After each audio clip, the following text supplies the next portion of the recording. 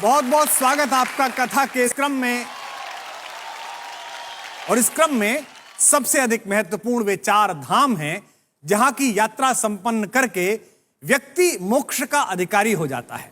ये 4 धाम हमारी आस्था के युगों युगों से प्रतीक हैं। बद्रीनाथ सतयुग के प्रतीक हैं तो रामेश्वरम त्रेता युग के साक्षी रहे हैं।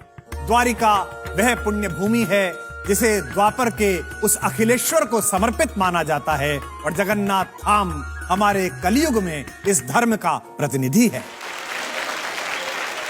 धर्म के 2 पुत्र हुए, एक नर और एक नारायण। दोनों बेहद सात्विक, बेहद अच्छी प्रवृत्ति के। एक दिन लाड़ से उमगी हुई उनकी माता ने प्रसन्न होकर उन दोनों बच्चों से कहा कि तुम मेरे दोनों पुत्र अत्यंत मर्यादित और बहुत अच्छे संस्कार के हो। मेरा मन है, मेरी इच्छा है कि इसके मां के मातृत्व के अतिरिक्त भी मैं तुम्हें कोई वरदान दूं। दोनों बच्चों ने एक ही वरदान मांगा। दोनों ने हाथ जोड़कर मां से कहा, धर्म के प्रति, पिता के प्रति हमारी गहरी रुचि से आप मोहित हैं ही।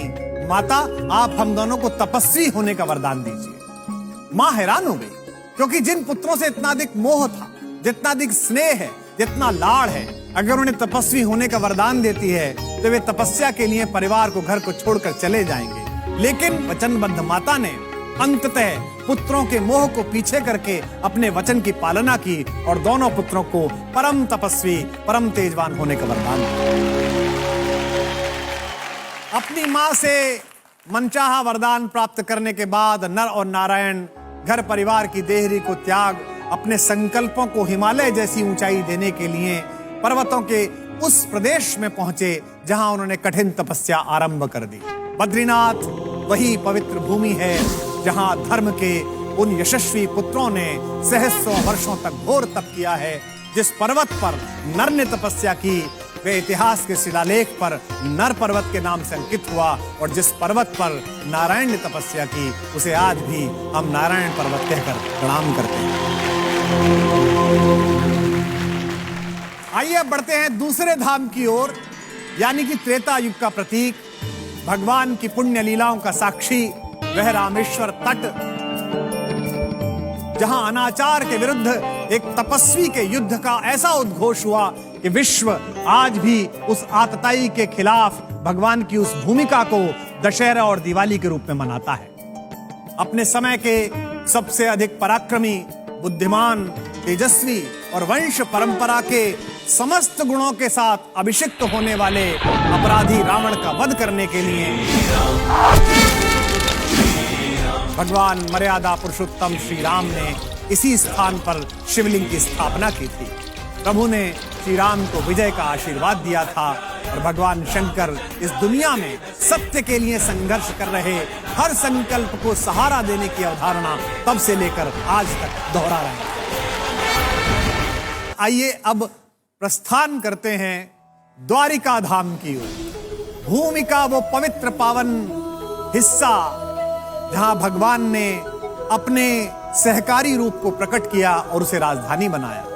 कहते हैं कि भगवान श्री कृष्ण के आदेश पर महान महारथी वास्तुशिल्पी विश्वकर्मा ने द्वारिका को बनाया था, और उसी द्वारिकापुरी में अपने शासन के कारण माखन चोर द्वारिकाधीश कहलाए। भगवान की राजधानी के बाद कथा के अंतिम पड़ाव में चलते हैं इस जग के नाथ स्वामी जगन्नाथ जी के धाम की ओर। इसे लेकर भी बड़ी रोचक कथा है। एक बार इंद्रद्युम्न नामक एक राजा के स्वप्न में भगवान श्री कृष्ण आए और उन्होंने कहा कि एक बड़े पेड़ के तने में मेरा विग्रह बनवाओ और इसे किसी सुंदर मंदिर में स्थापित करो। श्री कृष्ण तो स्वप्न में आग्रह करके चले गए, पर राजा की नींद उड़ गई। उसे पूरे भारत में ऐसा कोई मूर्तिकार नहीं मिला कि जैसी मूर्ति उसने स्वप्न में देखी थी ऐसी निकाल सके। एक दिन राजा के द्वार पर एक बूढ़ा मूर्तिकार आया और उसने कहा, मैं ये काम करने के लिए तत्पर हूं, किंतु मेरी एक शर्त है। मैं प्रतिमा का निर्माण एक बंद कक्ष में करूंगा और प्रतिमा का निर्माण पूर्ण होने से पहले उस कक्ष का दरवाजा अगर किसी व्यक्ति ने खोला तो काम जहां पर है मैं वहीं पर रोक दूंगा। काम शुरू होने लगा।